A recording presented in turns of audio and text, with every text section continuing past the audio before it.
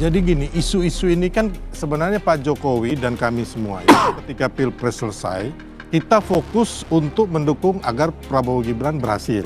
Kayak saya sebagai Wakil Ketua Tim Kampanye Nasional Prabowo Gibran, saya punya utang janji juga waktu kampanye waktu itu dengan program-program Prabowo Gibran, ya kan.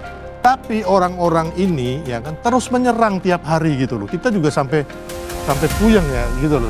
Dengan serangan-serangan ya contohnya isu matahari kembar.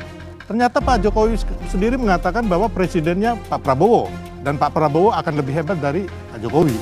Saya rakyat biasa, ya kan? Terus isu mengenai ijazah palsu.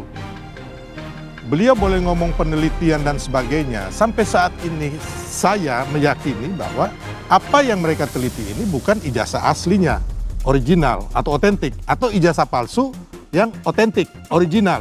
Jadi hanya berdasarkan digital dan ini tidak bisa diteliti. Jadi sebenarnya kalau menurut Bang Silvester sendiri ini untuk mendiskreditkan Pak Jokowi atau ada hubungan dengan 2029? Ya bisa jadi mendiskreditkan dan juga 2029 karena mereka tidak menyangka bahwa akhirnya Pak Jokowi melaporkan ini.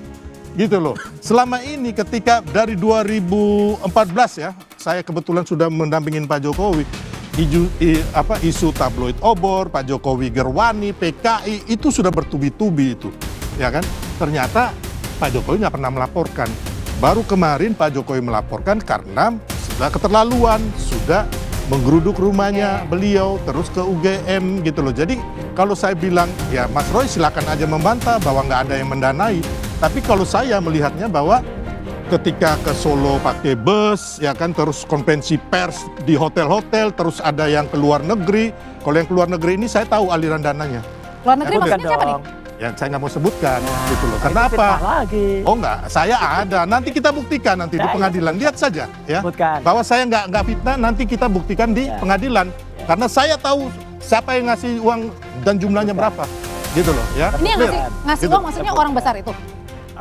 Ya adalah yang mengasih duit ini ya. Jadi isu ijazah palsu ini dan juga pemaksulan ini memang diagendakan oleh teman-teman itu dalam posisi Pak Jokowi sudah pulang ke Solo. Beliau nggak masuk partai apapun, beliau juga nggak berpolitik, tapi diserang. Karena apa? Memang sebelum Pak Jokowi lengser itu, awalnya mereka pingin memaksulkan Pak Jokowi. Nggak berhasil, stres sendiri, jantungan sendiri, ya kan? Masuk rumah sakit sendiri, habis itu meninggal sendiri, ya kan? Sampai habis itu mereka kembali lagi di penghujung Pak Jokowi mau berakhir, mereka minta Pak Jokowi diadili. Jadi ini isu-isu ini semua, ada agendanya ya? Langkah-langkahnya ini memang dilakukan oleh orang-orang yang dari lama. Karena waktu kemarin konferensi pers yang mungkin Bang Refli juga hadir, yang masalah 12 terlapor itu kan Pak Fadila ya mengatakan bahwa ijazah palsu dan juga pemaksulan ini satu paket. Ini Pak Fadila yang bicara. Nanti kita putar ulang lagi ya di YouTube-nya. Dan beliau mengajak masyarakat untuk bergerak mengenai dua isu ini yang dijadikan satu paket. Jadi di waktu Bang Fadila ngomong, Bang Refli saya rasa juga ada tuh. Coba Bang Refli ingat-ingat deh. Ya, jadi intinya bahwa ini memang sudah dijadikan satu paket. Jadi memang ini ada unsur politiknya, bahwa ada yang menunggangi, memanfaatkan ini, pastinya iya. Poinnya bahwa segala ini kan agenda politiknya, pasti ada yang menunggangi, walaupun dibantah oleh mereka. Gitu loh.